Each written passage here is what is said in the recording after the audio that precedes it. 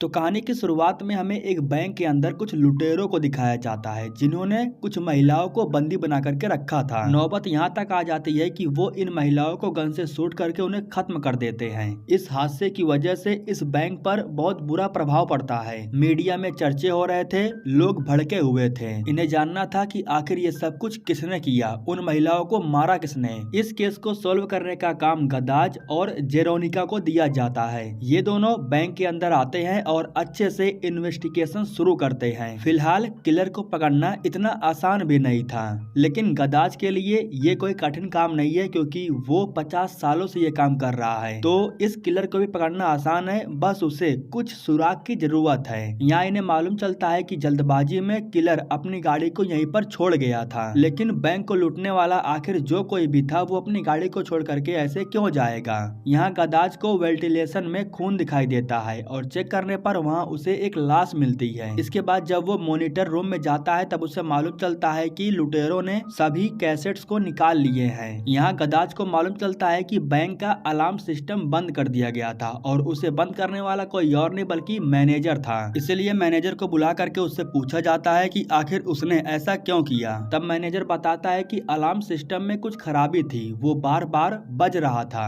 रात के समय में ऑटोमेटिक बजने की वजह से 2 बार पुलिस आ गई थी, इसलिए मैंने उसे बंद करवा दिया। जिस इंसान की वेंटिलेशन में लाश मिली, जब ये लोग उसके बारे में रिसर्च करते हैं, वो सिक्योरिटी गार्ड था और उस बेचारे को वहाँ होना भी नहीं चाहिए था। उसकी जगह पर कैस्पर को रहना चाहिए था क्योंकि वो वहाँ का बॉडीगार्ड है। लेकिन आखिर कैस्पर की जगह वो क्यों आया ये इन्हें नहीं पता था। इन लोगों को बैंक के अंदर केक भी मिला था। गदाज जब इस केक के बारे में पूछता है तब वेरोनिका बताती है कि कैशियर का बर्थडे था, इसलिए उसके कलीग्स यानी कि वो 3 महिलाएं जल्दी आ गई थी। अब दोस्तों उस बैंक में जो महिलाएं मारी गईं, उनके कुछ फैमिली वालों को दिखाया जाता है। इसी बीच हमें मॉरिस नाम करके एक बंदे को दिखाया जाता है जो अपनी बीवी की वीडियोस को देख करके रोए जा रहा था। उन 3 महिलाओं में से एक इसकी बीवी भी थी। वेरोनिका जब पूछताछ करने के लिए घर आती है तब मॉरिस काफी गुस्सा हो जाता है और कहता है कि उन कमबख्तों को ढूंढो जिन्होंने मेरी बीवी को बेवजह ही मार दिया। अब दोस्तों अगले दिन सुबह में हमें गदाज को दिखाया जाता है जो कैस्पर से मिलने के लिए उसके बिल्डिंग में जाता है। कैस्पर वही बंदा है जो उस बैंक में सिक्योरिटी गार्ड का काम करता है। गदाज उसके पास आता है और उससे पूछताछ करने के लिए अपने साथ लेके जाता है। यहाँ हमें कैस्पर की गर्लफ्रेंड मोनिका को भी दिखाया जाता है जो उसके साथ में ही रहती है। पुलिस स्टेशन ले जाने के बाद गदाज कैस्पर से पूछता है कि आखिर उस रात तुम कहाँ पर थे और सिक्योरिटी गार्ड का काम तुम क्यों नहीं कर रहे थे, तुमने किसी और को क्यों भेजा था। जिसके बाद कैस्पर कहता है कि उसके दोस्त के मिलिट्री में भर्ती होने का शपथ ग्रहण था, वो उसी में गया था अपने दोस्त के पास और वो अकेला नहीं गया था बल्कि उसके साथ में 2 दोस्त और भी थे। कैस्पर उन 2 दोस्तों का नाम लिखता है और इसके बाद गदाज उसे यहाँ से जाने के लिए छोड़ देता है। पहले दोस्त का नाम था बारतोस। गदाज उसके पास जाता है और उससे पूछताछ करता है। यहाँ बारतोस बताता है कि हम तीनों दोस्त समारोह ग्रहण में गए थे, मुझे सुबह में अपना दुकान खोलना था, इसलिए रात के समय में हम 10:30 बजे तक वापस घर आ गए थे। इतना जवाब सुनने के बाद गदाज यहाँ से निकल जाता है। वो यहाँ से निकल करके तीसरे दोस्त के पास जाता है। तीसरे दोस्त का नाम था मारिक जो अपने दादाजी के साथ में रहता है और जानवरों का शिकार करता है, उन्हें बेचता है। जब गदाज उसके पास आकर के पूछताछ करता है तो वो भी ठीक वैसा ही जवाब देता है जो बाकी के 2 दोस्त जवाब दिए थे। वो बताता है कि हम लगभग रात में 10:30 बजे तक वापस घर लौट आए थे। यह जवाब सुनने के बाद गदाज और जेरोनिका बाहर आ जाते हैं। अब इन तीनों के जवाब को सुनने के बाद गदाज जेरोनिका से कहता है कि कैस्पर ने ही ये सब कुछ किया है। यह सुन करके जेरोनिका कहती है कि नहीं नहीं, ऐसा नहीं हो सकता है, वो अभी 20 साल का है और वो इतनी छोटी उम्र में ऐसा कांड नहीं करेगा। जिस पर गदाज कहता है कि ठीक है, कोई बात नहीं, देख लेना, मैं 50 सालों से यही काम कर रहा हूँ। लेकिन दोस्तों अब देखना ये है कि क्या गदाज की बात सही है या गलत, मतलब कि क्या इन सब के पीछे कैस्पर और उसके दोस्तों का हाथ है या फिर किसी और का। गदाज वापस से एक बार कैस्पर के पास जाता है और उस गार्ड के बारे में पूछता है जो उसकी जगह पर उस रात था। कैस्पर कहता है कि मैं उसे अच्छे से जानता हूँ, वो ऐसा नहीं कर सकता है। ये जवाब सुनने के बाद गदाज यहाँ से चला जाता है, लेकिन उसके जाने के तुरंत बाद कैस्पर जाकर के अपनी गाड़ी की चाबी लेता है और अपने दोस्त मारिक के पास जाता है। यहाँ हम देखते हैं कि बार्थोस भी आकर के पहुंच चुका है, जो मारिक के साथ में लड़ रहा था। कैस्पर आकर के फौरन इन्हें छुड़ाता है। उसी वक्त बार्थोस कहता है कि मुझे पैसों की जरूरत है, मैं अपने दुकान को बढ़ाना चाहता हूँ, मुझे सामान खरीदना है। यह सुन करके कैस्पर कहता है कि हम उन पैसों का इस्तेमाल नहीं कर सकते हैं, वो अभी नई करेंसी है जो आई है, अगर हम उसका इस्तेमाल करेंगे तो पकड़े जाएंगे। उसी वक्त मारिक कहता है कि हमारे पास डॉलर और जर्मनी करेंसी है, हम उसे एक्सचेंज करवा सकते हैं, मैं एक बंदे को जानता हूँ। यह सुन करके कैस्पर कहता है कि ठीक है, अगर भरोसे के लायक है तो मुझे उससे मिलवाओ। अब इनकी बातों से हम अंदाजा लगा सकते हैं कि इन सब के पीछे इन्हीं का हाथ है। बैंक में जो कुछ भी हुआ इन्होंने ही किया है। मतलब कि गदाज गलत नहीं है, बल्कि वो बिल्कुल सही है। उसे सही लगता है कि कैस्पर ने ये सब कुछ किया है। गदाज को शक था, इसलिए अब वो कैस्पर के ऊपर नजर रखना शुरू कर देता है। अब एक दिन कैस्पर अपने थेरेपिस्ट मारिया के पास जाता है अपने दिल की बात करने के लिए, अपना चेकअप करवाने के लिए, जहाँ मारिया उससे पूछताछ करती है और उसके हाल के बारे में पता लगाती है। मारिया के पूछने पर कैस्पर बताता है कि आखिर वो किस बात से ज्यादा परेशान है। अब यहाँ पर दोस्तों हमें एक छोटा सा क्लिप दिखाया जाता है जिसमें हम कैस्पर को देखते हैं। एक संस्था थी जहाँ बच्चों को रखा जाता था और उन्हें परिवार को दे दिया जाता था ताकि उनका अच्छे से पालन पोषण हो सके। इस संस्था की जो देख रेख करने वाली है वो है एलिस। बात ये थी कि कैस्पर की जो छोटी बहन थी एवा, उसे भी यहाँ रखा गया था। अब जैसे कि कैस्पर की बहन एवा को भी यहाँ रखा गया था, तो वो बीच बीच में अपनी बहन से मिलने के लिए आया करता था। तो एक दिन जब वो आया तो उसकी बहन यहाँ नहीं मिली, क्योंकि एलिस ने उसे एक परिवार के हवाले कर दिया था। इसलिए कैस्पर बहुत गुस्सा था। जिस परिवार के लोग उसकी बहन एवा को लेकर के गए थे, वो उनका एड्रेस लेकर के उनसे मिलने के लिए भी जाता है, लेकिन यहाँ जो परिवार के सदस्य थे वो कैस्पर को उसकी बहन से मिलने नहीं देते हैं, बल्कि वो ये कहते हैं कि अब हम एवा के परिवार है, तुम यहाँ से चले जाओ, उसे भूल जाओ। वैसे वो अपनी बहन को अपने पास अपने घर लाना चाहता था, लेकिन कैस्पर के पास पैसे नहीं थे, तो इसलिए वो पैसे इकट्ठा कर रहा था ताकि वो अपनी बहन को छुड़ा सके। अब इसके बाद हमें दिखाया जाता है कि तीनों दोस्त उस इंसान के पास जाते हैं जिनके पास ये लोग पैसों को एक्सचेंज करने वाले हैं।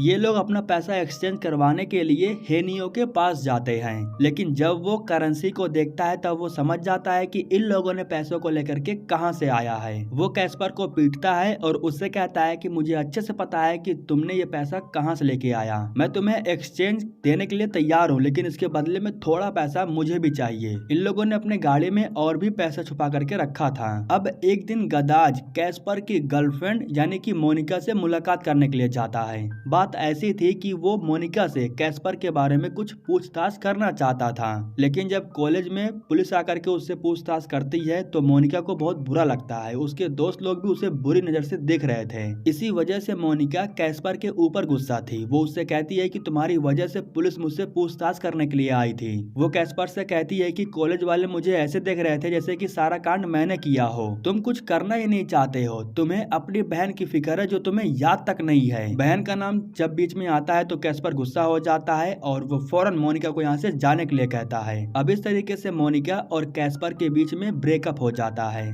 अब इसके बाद गदाज एलिस के पास जाता है और उससे कैस्पर के बारे में कुछ पूछता है। एलिस बताती है कि कैस्पर शुरू से ही अच्छा लड़का नहीं था, इसी वजह से उसकी माँ ने एवा को मेरे पास छोड़ा था। उसकी माँ ने मुझसे ये भी कहा था कि मैं एवा को कैस्पर के हवाले कभी ना करूं। जब मैंने एवा को एक नए परिवार को दिया तो कैस्पर मेरे पास आया था, वो बहुत गुस्सा भी था। बहन के चले जाने के बाद यहाँ पर कैस्पर कभी नहीं आया। अब इसके बाद गदाज जा करके कैस्पर से मिलता है और उससे कहता है कि मुझे मालूम चल गया है कि इन सब के पीछे तुम्हारा हाथ है, तुमने पैसों तो चुराया लेकिन तुमने उन महिलाओं को मारा क्यों, मुझे ये जानना है। यह सुन करके कैस्पर कहता है कि तुम मेरे पीछे अपना टाइम बर्बाद कर रहे हो, मैं वो नहीं हूँ जिसे तुम ढूंढ रहे हो। लेकिन अब कैस्पर को मालूम चल गया था कि अब गदाज को उसके ऊपर शक होना शुरू हो गया है। गदाज को रास्ते से हटाने के लिए कैस्पर जा करके हेनियो से मिलता है और उससे एक गन मांगता है। वो हेनियो से ये भी कहता है कि मैं तुम्हें और पैसे दूंगा, लेकिन मैं चाहता हूँ कि तुम मुझे गदाज से मुलाकात करवाओ। अब इस तरीके से हेनियो गदाज से बात करता है और वो कैस्पर से मिलने के लिए भी कहता है।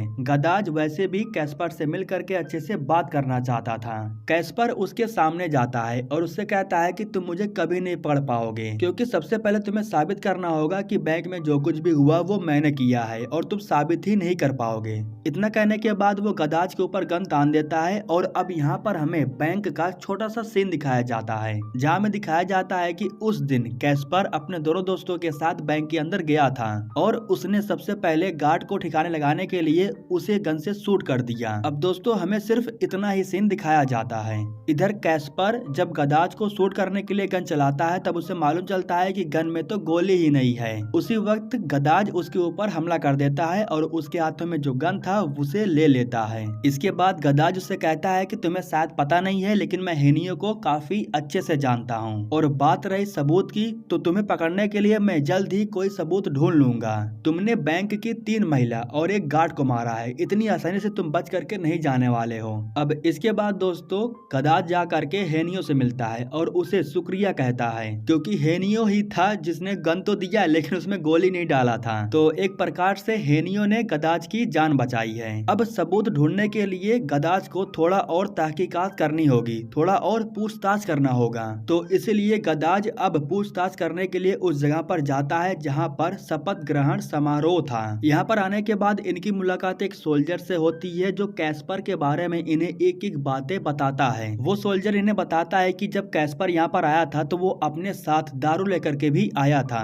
हमें छूट मिली थी, हम तो एंजॉय कर रहे थे, हमने 2 दिन तक दारू पिया और काफी एंजॉय किया। और अगले दिन सुबह में कैस्पर ने कुछ स्टिक्स को भी जलाया था। गदाज के कहने पर वो सोल्जर इन्हें लेकर के उस जगह पर जाता है जहाँ कैस्पर ने स्टिक्स को जलाया था, और यहाँ पर इन्हें वो कैसेट मिलता है जो कि बैंक का था। अब यहाँ से दोस्तों हमें फिर से आगे का सीन दिखाया जाता है, जहाँ हमें मालूम चलता है कि उस गार्ड को मारने के बाद इन लोगों ने सबसे पहले गार्ड की लाश को ठिकाने लगाया। इन लोगों ने कैमरे के सारे डीवीडी को भी निकाल लिया था, लेकिन जब ये लोग पैसों को चोरी करने के लिए तिजोरी के अंदर गए तब इन्हें मालूम चला कि यहाँ तो पैसे बहुत कम है, क्योंकि ये लोग लेट हो गए थे। इनके आने से कुछ समय पहले सारे पैसों को ट्रांसपोर्ट कर दिया गया था। उसी वक्त हम 3 महिलाओं को भी देखते हैं जो कि कैशियर का जन्मदिन मना करके नीचे आ रहे थे। अब इनके पास कोई ऑप्शन नहीं बचा हुआ था, ये तीनों बहुत ही बुरी तरीके से फंस चुके थे। तो अब इतना दिखाने के बाद अब सीन प्रेजेंट में शिफ्ट होता है, जहां हम देखते हैं कि एक दिन बारतोस बैंक में गया था अपनी माँ के साथ, और यहाँ पर बारतोस को उस महिला की छवि दिखाई देती है जिस महिला को इन लोगों ने बैंक में गोली मार करके जान से खत्म कर दिया था। उस महिला की छवि को देख करके बारतोस बहुत घबरा जाता है और डरने भी लगता है।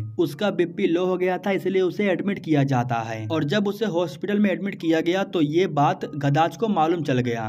ये जानकारी मिलते ही गदाज को मालूम चल जाता है कि अब कमजोर कड़ी कौन है। एक दिन एक लड़का बारतोस को एक फोटो दे करके जाता है। उस फोटो को देखते ही बारतोस बहुत डर जाता है और घबराने लगता है। उस फोटो को भेजने वाला कोई और नहीं बल्कि गदाज ही था। उसने जानबूझ करके वो फोटो बारतोस को भेजा ताकि बारतोस और डरे। डर की वजह से उसने कैस्पर को अपने घर पर बुला लिया था। अब कैस्पर और बारतोस के बीच जो बातें हो रही थी ना, इनकी बातों को गदाज माइक के जरिए सुन रहा था। यहाँ कैस्पर जब उस फोटो को देखता है जो गदाज ने भेजा था, तो वो फोटो उस मरी हुई महिला की थी जिसे इन लोगों ने बैंक में मार दिया था। बारतोस को और परेशान करने के लिए जेरोनिका मोरिस के पास जा करके उससे एक डीवीडी लेती है। इस डीवीडी में वही वीडियो थी जिसमें वो अपनी बीवी बच्चे के साथ बर्थडे मना रहा था। अब जैसे कि इस महिला को भी इन लोगों ने बैंक में जान से मार दिया था, तो इसीलिए इस महिला की वीडियो को देख करके बारतोस बहुत घबरा जाता है, डर जाता है। इस वीडियो को देख करके फाइनली बारतोस कैस्पर के पास कॉल करता है और उससे कहता है कि अब मुझसे और बर्दाश्त नहीं होता, मैं सब कुछ बताने के लिए जा रहा हूँ। इतना कहने के बाद वो कॉल कट करता है और गदाज के पास कॉल करके उससे कहता है कि मैं गवाही देने के लिए तैयार हूँ। इधर कैस्पर भाग करके जब बारतोस के घर आता है तो उसे मालूम चलता है कि बारतोस निकल चुका है। हालांकि यहाँ पर कैस्पर जब फोन में आखिरी कॉल को सुनता है तो उसे मालूम चल जाता है कि इस वक्त बारतोस पुलिस स्टेशन जा रहा है। बारतोस कमजोर था, गदाज उसे इमोशनली टॉर्चर कर रहा था। वो गवाह बन करके गवाही देने के लिए पुलिस स्टेशन जा रहा था और इधर जो कैस्पर था वो उसे रोकने के लिए जा रहा था। यहाँ हम देखते हैं कि जेरोनिका और गदाज बारतोस का इंतजार कर रहे थे, लेकिन बारतोस बस से जैसे ही नीचे उतरता है तो उसी वक्त यहाँ पर कैस्पर आ जाता है, जो कि बारतोस को गले लगा लेता है और उससे कहता है कि सब कुछ ठीक हो जाएगा। इतना कहने के बाद वो बारतोस को लेकर के कहीं दूर चला जाता है। यहाँ वो बारतोस से कहता है कि सिर्फ 1 महीने की बात है, 1 महीने के बाद तुझे सारा सामान मिल जाएगा। इतना कहते हुए कैस्पर पीछे जाता है और एक रस्सी ले लेता है। उस रस्सी को बारतोस के गले में लपेटने के बाद उसके गले को दबाने लगता है और तब तक दबाता है जब तक बारतोस की सांसें चलना बंद नहीं हो जाती है। अब कुछ समय के बाद जब पुलिस वाले यहाँ जांच करने के लिए आते हैं तब उन्हें मालूम चलता है कि बारतोस ने खुद को फांसी लगा लिया है, लेकिन गदाज को बिल्कुल भी यकीन नहीं हो रहा था। अब इसके बाद जो कैस्पर था वो मारिक के पास जाता है और उसे बताता है कि बारतोस हमारा पोल खोलने वाला था, इसलिए मैंने उसे जान से खत्म कर दिया। यह सुन करके मारिक के पैरों तले जमीन खिसक जाती है। वो कैस्पर से कहता है कि बारतोस हमारा भाई था, तुमने बारतोस के साथ बहुत गलत किया, तुम्हें ऐसा नहीं करना चाहिए था, तुम एक हैवान हो, तुम अपनी बहन के लायक बिल्कुल नहीं हो। इतना कहते हुए वो अपनी गन निकाल लेता है और जब वो कैस्पर को शूट करने के लिए गन को चलाता है तब उसे मालूम चलता है कि गन में तो गोली ही नहीं है, क्योंकि कैस्पर पहले ही यहाँ पर आकर के गोली को निकाल दिया था। कैस्पर के पास चाकू था जिससे वो मारिक को भी खत्म कर देता है। मारिक को भी खत्म करने के बाद वो खुद को पुलिस के हवाले कर देता है। ये सब कुछ कैस्पर की एक चाल थी, वो बस बचना चाहता था। मारिक की जांच करने के लिए जब ये लोग यहाँ पर आते हैं तब इन लोगों को वो पैसा मिलता है जो बैंक से लूटा गया था। अब इसके बाद जब कैस्पर से पूछताछ किया जाता है तब वो बताता है कि मारिक ने ही मुझे और बारतोस को इन सब में फंसाया, हम ये नहीं करना चाहते थे लेकिन उसने जबरन करवाया। मैं पुलिस को सब बताने वाला था